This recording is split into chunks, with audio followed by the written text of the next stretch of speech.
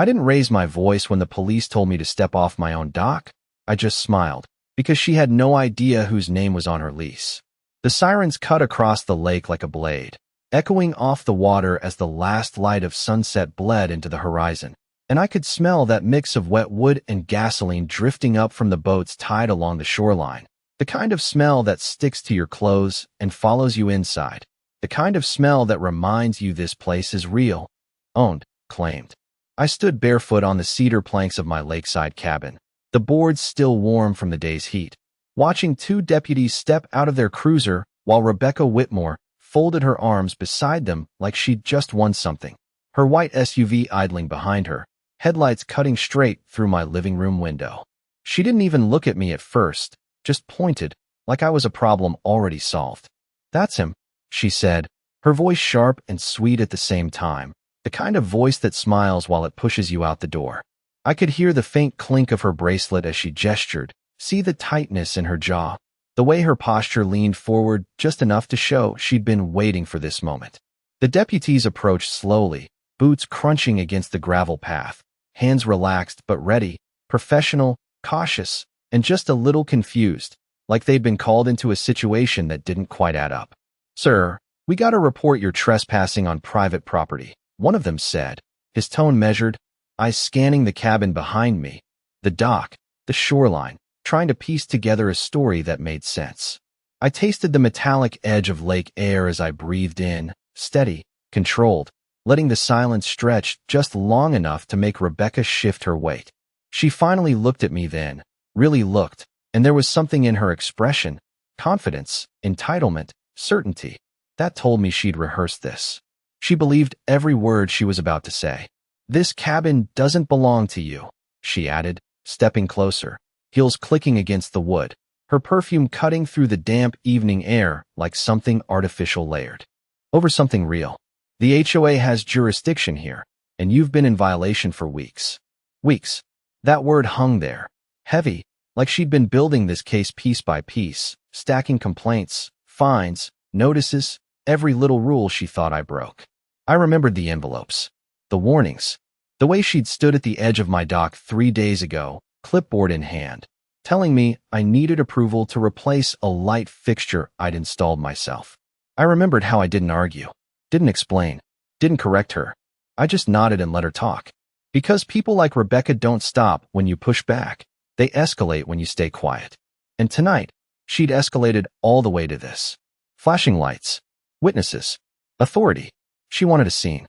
She wanted me removed in front of everyone watching from their windows across the lake, silhouettes shifting behind curtains, phones probably already recording. The deputy cleared his throat, bringing the focus back. "We're going to need you to gather your things and step off the property until this gets sorted out," he said, calm but firm, like he'd said it 100 times before. I looked past him for a second, out across the water, watching the reflection of those red and blue lights ripple across the surface, distorting with every small wave, and I could hear the soft hum of a boat engine somewhere in the distance, fading away into the dark. Then I looked back at Rebecca, at the slight curl of satisfaction forming at the corner of her mouth, and I realized something almost funny about the whole situation. She thought she was removing me. She thought she had the authority. She thought this cabin, this dock, this land, all of it, was hers to control. And she was about to find out how wrong she was. I did not move when he told me to step back, not because I was stubborn, but because I had already seen how this was going to end long before the first siren touched the water, and standing there on that dock, feeling the grain of the wood under my feet, I let my eyes drift past the deputies and settle on the row of cabins stretching along the shoreline, each one lit up in that warm yellow glow that looks peaceful from a distance but hides 1,000 little control battles behind closed doors. And that was the moment I realized just how perfectly Rebecca had walked herself into this, because everything she was pointing at, everything she thought she controlled, had been mine for months. I bought this place in late spring, quietly, through a holding company with a name so generic it barely registered on any local records, the kind of name you skim past without thinking twice. And I did it that way on purpose, because I had spent the last 8 years building a portfolio of properties just like this one, small communities where control was more valuable than square footage. where the real asset was not the land itself, but the structure wrapped around it, the rules, the agreements, the leverage nobody sees until it is too late. The cabin I stood in front of was just one piece of it, a lakeside unit with weathered siding and a dock that needed a little work, but it had something more important than curb appeal. It sat inside a network of leases, shared access agreements, and maintenance contracts that all pointed back to a single ownership structure, and that structure pointed back to me. I remember the first time I saw Rebecca, 2 days after I moved in. She walked up my gravel path like she owned every inch of it, clipboard tucked under her arm, sunglasses reflecting the lake behind me. And without even introducing herself properly, she started listing off violations in a tone that made it clear she expected compliance, not conversation, and I let her talk. I let her measure the distance between my dock posts, comment on the color of my exterior lights, question the boat I had tied to the side, because I wanted to understand exactly how she operated and, more importantly, how far she was willing to go. Over the next few weeks, she made it very clear that her authority, at least in her mind, extended far beyond what any homeowners association should ever control. She issued notices about landscaping that was not hers to regulate. She claimed oversight on shoreline access that legally could not be restricted, and each time I received one of those neatly printed letters, I filed it away without response, building a record while she built confidence. The deputies shifted slightly in front of me, waiting for compliance, waiting for me to react, but I could feel the entire situation tightening like a drawn wire, because this was not about a dock or a cabin anymore. This was about ownership layered so deep she had never thought to question it. And as Rebecca stepped closer again, her heels tapping against the wood with that same sharp rhythm, I noticed something small but important. A key fob clipped to her belt, stamped with the logo of the management company that handled lease collections for the entire Lakeside row, the same company I acquired in that spring deal, the same company that signed off on every tenant agreement in this community, including hers. And suddenly the pieces aligned so cleanly, it almost felt unfair. Because while she was trying to remove me from what she believed was her controlled environment, she was standing on a system that answered directly to me, and the only thing left now was deciding exactly when to let her realize it. The deputy repeated himself, a little firmer this time, and I could hear the subtle shift in his tone, the kind that comes when patience starts running on a clock, but I still did not move. I just tilted my head slightly and looked past him again. This time noticing how many porch lights had come on across the water, how silhouettes were starting to gather behind glass, neighbors leaning forward just enough to watch without being seen. Because moments like this travel fast in places like these. Faster than the wind that rippled across the lake and carried the faint smell of damp leaves and engine oil up to the dock. And I knew exactly what they were seeing. A man being told to leave, a woman in control, a story that looked simple from a distance. Rebecca took a step closer, her confidence growing with every second I stayed silent, and she lifted her chin slightly like she was already writing the version of this story she would tell tomorrow, about how she handled a violation, how she protected the community, how she made sure the rules were respected, and I could almost hear the applause she expected at the next meeting, the quiet approval from people who never question authority as long as it keeps things predictable. "You heard the officer," she said, her voice tightening just enough to show the edge underneath. "You need to leave now, or this becomes a much bigger issue." The word bigger hung there, vague on purpose, the kind of threat that relies on imagination more than specifics, and I let it sit for a moment, letting the silence stretch again, because silence makes people fill in their own worst assumptions, and Rebecca had clearly been doing that for weeks. I shifted my weight slightly, feeling the dock give just a fraction under me, and finally reached for the edge of the door behind me, not to go inside, but to steady myself as I looked directly at the deputy, meeting his eyes in a way that made him pause just long enough to reconsider the situation. "Can I ask you something before I go anywhere?" I said, calm, even, the kind of tone that does not argue but does not comply either. He hesitated, then nodded once. I gestured lightly toward Rebecca without looking at her. "When someone calls you to remove a person from a property, do you usually verify who actually owns it first, or do you rely on whoever makes the call?" The question landed differently than anything else that had been said so far, and I saw it immediately, the slight narrowing of his eyes, the shift in his stance, the way his partner glanced at him instead of at me. Because now there was doubt, small but growing, and doubt changes everything in moments like this. Rebecca let out a short laugh, quick and dismissive, like she was brushing off something insignificant, but it came just a little too fast, just a little too sharp. "This is HOA governed property," she said, stepping in again, trying to regain control of the narrative. "Ownership is already established. He is in violation. That is all you need to know." But she said it without providing anything, no document, no name, just authority stated as fact. And that is when the air shifted, because authority without proof starts to sound like assumption when someone asks the right question. I could hear the faint click of one of the deputy's radios adjusting on his shoulder, the low static filling the space between us, and I knew we were right at the edge of the moment, the point where everything tips one way or the other. I reached slowly into my jacket, not rushed, not dramatic, just deliberate, and felt the familiar edge of the folder inside. Thick paper, clean corners, everything exactly where it needed to be, and as I pulled it out halfway, just enough for them to see that I had something more than words, I glanced at Rebecca one more time, watching the first flicker of uncertainty touch her expression, small, almost invisible, but real, because for the first time since she called those sirens, she realized this might not end the way she planned. I did not rush the moment, because rushing would have made it look like I needed to prove something, and I did not.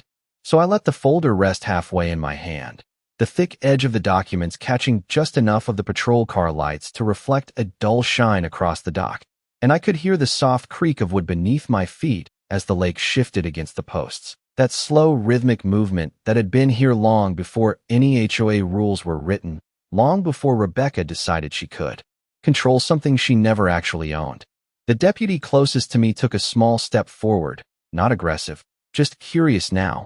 And that curiosity was exactly where I wanted him, because once someone starts asking questions, they stop taking orders. "Sir, what do you have there?" he asked, his tone more open than before, and I could feel Rebecca's attention snap toward the folder, her body stiffening slightly, like she suddenly realized there was a part of this conversation she had not accounted for. I slid the documents out just enough to reveal the top page, clean white paper, county seal stamped in blue, the kind of detail that speaks louder than any explanation, and I held it where both deputies could see without handing it over yet. "This is the property record for this unit," I said evenly, letting each word land without force, and the management agreement tied to it. Rebecca stepped in immediately, her heels clicking faster now. Sharper, the sound no longer controlled but reactive. "You do not need to look at that," she said, her voice tightening. "This is HOA regulated property. Everything is already documented through our board." But she said it too quickly, and the deputy did not take his eyes off the paper, because now there was something tangible in front of him, something official, something that did not come from a clipboard or a complaint. "Ma'am, I think we should take a look," he replied, calm but firm, and that was the first time I saw the balance shift away from her completely. I handed the folder over then, slow and deliberate, and as he opened it, flipping past the first page, I could hear the faint rustle of paper in the quiet air, louder than it should have been, because everyone watching knew this was the moment things were about to change. The second deputy leaned in slightly, scanning the lines, the ownership structure, the entity name, the signatures, and I watched their expressions carefully, the subtle shift from routine to recognition as they started connecting the pieces. Rebecca let out a short breath beside them, not quite a sigh, not quite a laugh, something in between that carried just enough tension to give her away. "That does not prove anything," she said, but her voice had lost that polished edge, replaced by something thinner, something uncertain. I rested my hand lightly against the doorframe behind me, feeling the cool surface under my fingers, grounding the moment as I spoke again, still calm, still controlled. "It actually proves quite a bit," I said, nodding slightly toward the page they were reading, "especially the part about the management company." The deputy's finger paused on a line, tracing it once as if to confirm what he was seeing, and then he looked up at me, not with suspicion anymore, but with a very specific kind of understanding, the kind that comes when a situation flips in your mind all at once. "You are listed here," he said slowly, and I could hear Rebecca shift beside him, the faint scrape of her shoe against the wood, the smallest sign that her certainty was slipping. I did not smile, I did not raise my voice, I just met his gaze and gave a single, quiet confirmation. Yes, I said, letting the weight of that answer settle over the dock, over the lake, over every lighted window watching from a distance. I am. The words settled into the air heavier than anything that had been said so far, and for a second nobody moved, not the deputies, not Rebecca, not even the people watching from across the lake, because there is a difference between hearing something and understanding it, and I could see the exact moment it started to register on their faces, that slow shift where assumption cracks and something more concrete takes its place. The deputy looked back down at the document, this time more carefully, tracing the lines again, his finger moving from the ownership section to the management agreement, then to the lease structure attached behind it, and I could hear the faint rustle of the pages as he turned them, each movement quieter but more deliberate, like he was confirming a detail he already suspected was true. Rebecca stepped closer, too close now, her shoulder almost brushing his arm as she leaned in, trying to see what he was reading, but also trying to stay in control of the moment, trying to keep the narrative from slipping out of her hands. There has to be a mistake, she said, her voice lower now, less performative, more defensive, like she was talking as much to herself as to anyone else. And I noticed the way her fingers tightened around that clipboard she had been holding all night, the paper edges bending slightly under the pressure. The second deputy glanced at her, then back at me, and I could see the question forming before he even spoke it. So you are saying you own this property, he said, choosing his words carefully, and the management company tied to the rest of the cabins. I nodded once, simple, no emphasis, no need to push it further. Yes, I said, my voice steady. The unit, the dock, and the lease agreements connected to this row. The lake behind us shifted again, a soft slap of water against wood, and the sound felt louder now in the silence that followed, because everything else had gone still. Rebecca shook her head quickly, a short, sharp motion, like she could physically push the idea away. That is not how this works, she said, her tone rising just enough to bring back a hint of the authority she had been leaning on all night. The HOA governs this community. We enforce the rules. We decide who is in compliance. But even as she said it, there was something missing, something that had been there before, that certainty that came from never being challenged, and now it sounded thinner, like a script she had memorized that no longer fit the situation. The first deputy closed the folder halfway, keeping his thumb between the pages as if he might need to reference it again, and then he turned fully toward Rebecca, his posture shifting in a way that was subtle but unmistakable. "Ma'am," he said, calm but direct, "we are not here to enforce HOA rules. We are here to respond to a report of trespassing, and right now the documentation suggests that may not apply the way it was described." The words landed clean, without force, but they changed everything, and I could see it in the way Rebecca's shoulders tightened, the way her stance adjusted, no longer forward and commanding but slightly angled, like she was recalculating in real time. I leaned back lightly against the doorframe, the cool surface steady against my shoulder, and watched the moment unfold without interrupting it, because this was the part that could not be rushed, the part where reality replaces assumption piece by piece. The deputy looked back at me again, his expression more measured now, less about control and more about clarity. "Can you explain your relationship to the management company listed here?" he asked, and I could feel the final piece of the setup settling into place, everything aligning exactly the way it had been building toward. I let a small pause hang there, not for effect, but because timing matters when truth carries weight, and then I answered, simple, direct, leaving no room for interpretation. "I own it," I said, and the words did not need to be louder, they just needed to exist, because in that moment, ownership was not a claim, it was a fact, and facts do not argue. They replace everything that came before them. The moment the words left my mouth, I felt the entire balance of the scene shift in a way that no argument or raised voice ever could, because ownership is not emotional. It is structural. It sits underneath everything, and once it is revealed, everything built on false authority starts to collapse quietly on its own, and I could see that collapse begin in Rebecca's face, not dramatic, not loud, just a tightening around her eyes, a slight hesitation in her breathing, like her body understood. Something before her mind was ready to accept it. The deputy held the folder more firmly now, flipping another page, slower this time, checking the signatures, the entity filings, the chain of ownership that connected the cabins, the docks, the shared access points, all of it threading back through the same management structure. And I watched his expression settle into something steady, something resolved, because he was no longer guessing. He was confirming.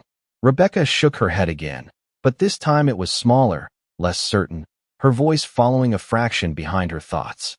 That does not give you authority over the HOA, she said, and I noticed the way she emphasized HOA like it was still her anchor, still the thing she believed would hold everything together. I let that sit for a moment, letting her hold on to it, because people do not let go of control all at once, they do it in pieces. The second deputy shifted his stance slightly, turning more toward her now than toward me, and when he spoke again, his tone had changed, not confrontational, but clarified. Ma'am, HOA authority does not override property ownership or lease agreements, he said.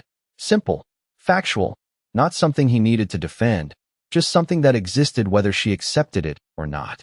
The words landed clean, and I could see the exact second they reached her, the way her shoulders stiffened, the way her grip on that clipboard loosened just enough for one of the papers to slide slightly out of alignment. I pushed off the doorframe slowly and stepped forward once, closing the distance just enough to be part of the conversation instead of observing it, and the wood beneath my feet gave that familiar low creak, grounding the moment in something real and physical. And the lease agreements, I added, my voice still even, still controlled, are what define who has the right to occupy each unit. Rebecca looked at me then, really looked this time, not as a problem to solve, but as something she needed to understand, and there was a question in her expression now, a small, growing one that had not been there before. I held her gaze for a second, then shifted it to the deputy holding the folder.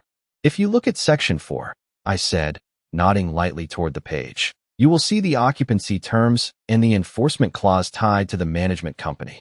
He turned the page again, following exactly where I indicated, and I could hear the quiet flick of paper in the still air, louder than it should have been because everything else had gone silent.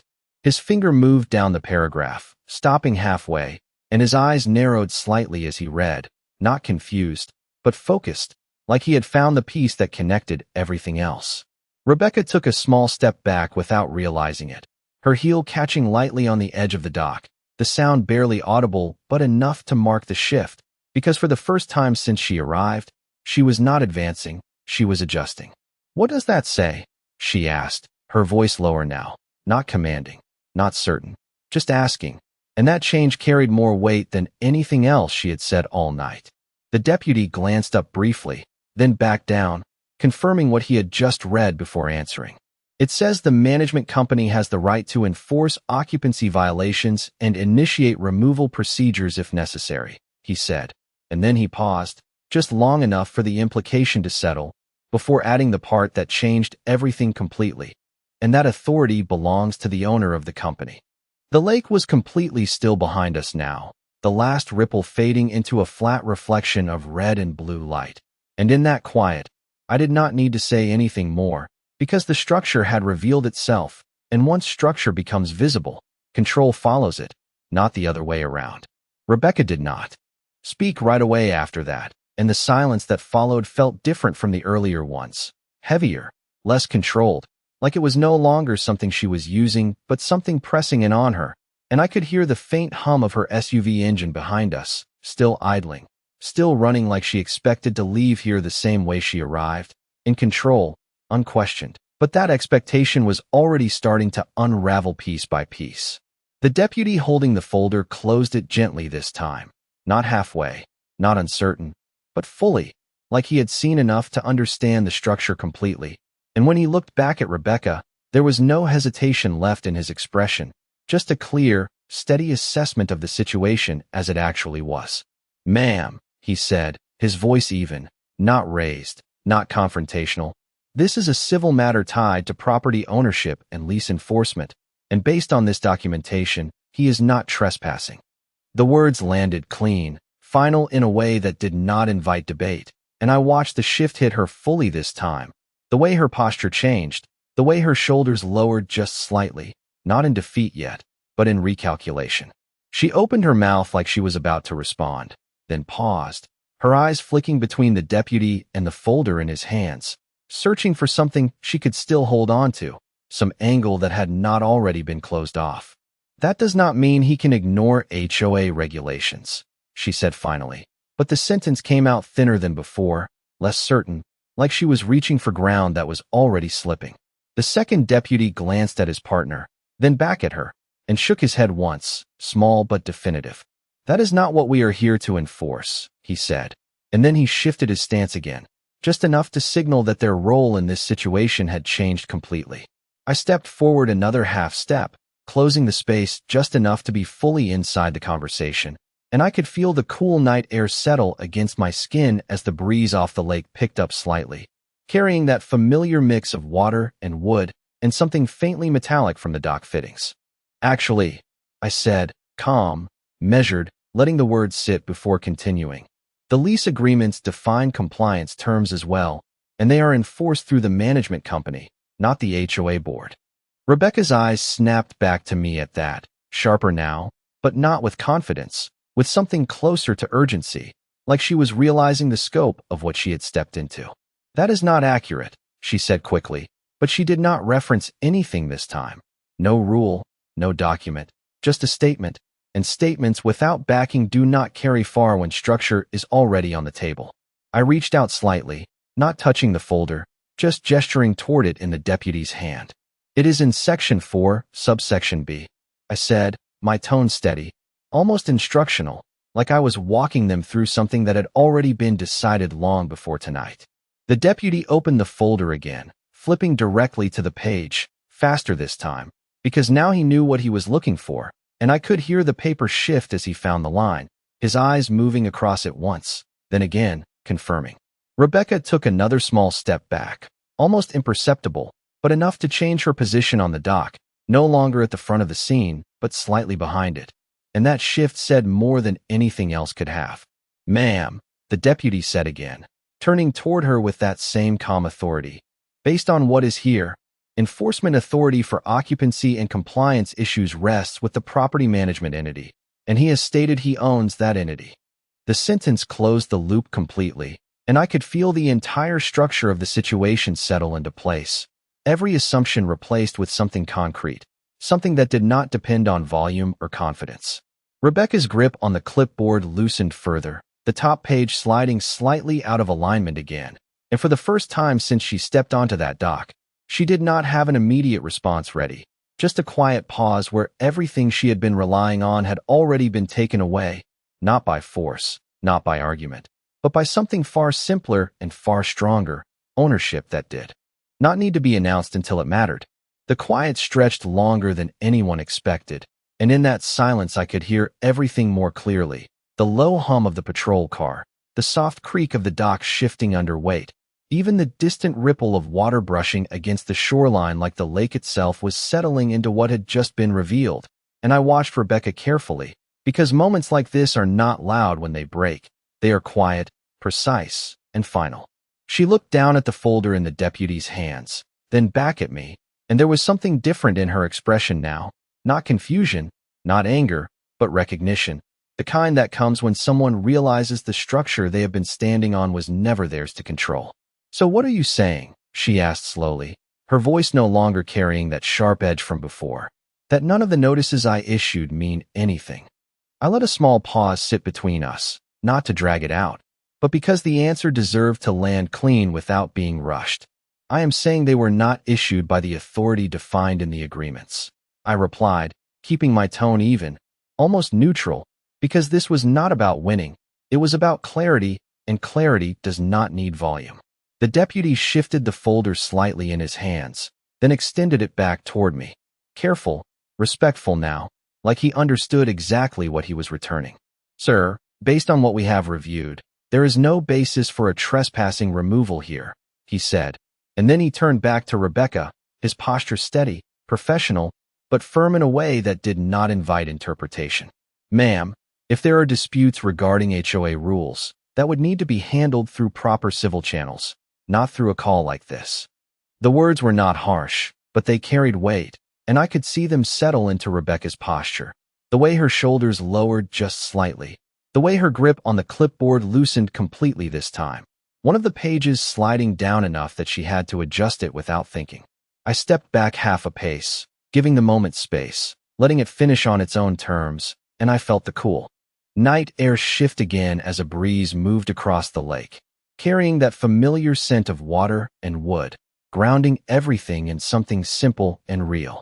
There is one more thing, I said, not raising my voice, just adding it into the space that had opened, and both deputies looked back at me immediately, attentive now in a different way, not as enforcement, but as witnesses. Rebecca's eyes followed, sharper again for a second, like she knew instinctively that whatever came next would matter. I reached into the folder and slid out a single page, thinner than the others, but more specific, and held it where all three of them could see. This is the current lease agreement for your unit, I said, directing it toward her without stepping closer, letting the distance remain, and I watched the way her eyes moved across the top line, recognizing her own name, the address, the structure she had never questioned. The deputy glanced at it briefly, then back at me, and I continued, still calm, still precise. Section 4, the same one we discussed, outlines compliance and conduct expectations tied to occupancy, I said, tapping lightly near the relevant paragraph without touching the paper itself, including misuse of authority to interfere with another occupant's lawful use of their property. Rebecca's lips parted slightly, like she was about to respond, but nothing came out right away, and that silence carried more meaning than any argument she could have made. Calling law enforcement to remove a lawful occupant without basis, I added, letting the words settle slowly, falls under that clause.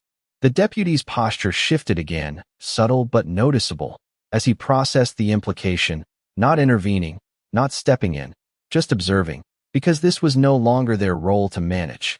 Rebecca lowered her clipboard completely now, the papers inside no longer aligned, her attention fully on the page in front of her, and I could see the realization take hold in stages, first recognition, then understanding, then the quiet awareness of consequence, not loud, not immediate, but structured, just like everything else tonight. I did not move closer, I did not press the moment, I just held the document steady and let the truth exist where everyone could see it. Because once something is written, once it is agreed, once it is signed, it does not need to argue. It simply waits until someone tries to ignore it, and then it answers for itself. Rebecca did not reach for the paper right away, and that hesitation told me everything I needed to know, because people who are certain move fast, they grab, they argue, they point, but people who understand consequences slow down, they measure, they hesitate. And I watched her eyes move across the lines again, without touching the document, like she was trying to rewrite them in her head, trying to find a version that still worked in her favor. The lake behind us had gone completely still now, the reflections of the patrol lights stretching clean across the surface, no ripples left to distort them, just a flat mirror holding everything exactly as it was.